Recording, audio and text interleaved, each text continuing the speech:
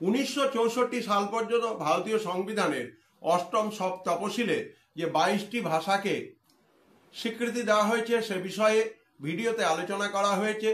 এখন তোমাদের জন্য তুলে ধরা হবে যে 1964 সালের পর থেকে সর্বমোট 38টি ভাষাকে ভারতীয় সংবিধানের স্বীকৃতি দেওয়া হয়েছে অষ্টম তপশিলে, এবং সেই জায়গায় 1967 সালে সিন্ধি ভাষা, কোঙ্কনি, মণিপুরী এবং নেপালি ভাষাকে 1992 সালে, বোড়ো, ডোগরি, মৈথিলি, সাঁওতালি ভাষাকে 2004 সালে আমাদের ভারতীয় সংবিধানের স্বীকৃত ভাষা হিসেবে অষ্টম তপশিলে বর্ণনা করা হয়েছে। ভিডিওগুলো ভালো লাগলে অবশ্যই সাবস্ক্রাইব করবে, শেয়ার করবে, এবং মনে রাখবে যেহেতু তোমরা মাধ্যমিক পরীক্ষার্থী, তোমাদের এই বিষয়গুলো অত্যন্ত মনোযোগ দিয়ে খুঁটিয়ে পড়া দরকার। কারণ আমাদের পশ্চিমবঙ্গ মধ্যশিক্ষা পর্ষদের যে প্রশ্নের ধারা সেগুলো কিন্তু পাঠ্য বই কেন্দ্রিক।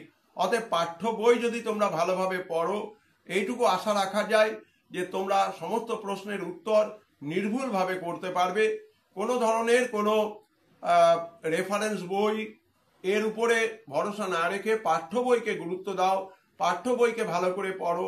অবশ্যই উত্তর ছোট হতে পারে, কিন্তু তার জন্য পর্ষদ নির্ধারিত যে মূল্যমান রয়েছে উত্তরের জন্য সেগুলো তোমরা পাবে। সবাই ভালো থেকো।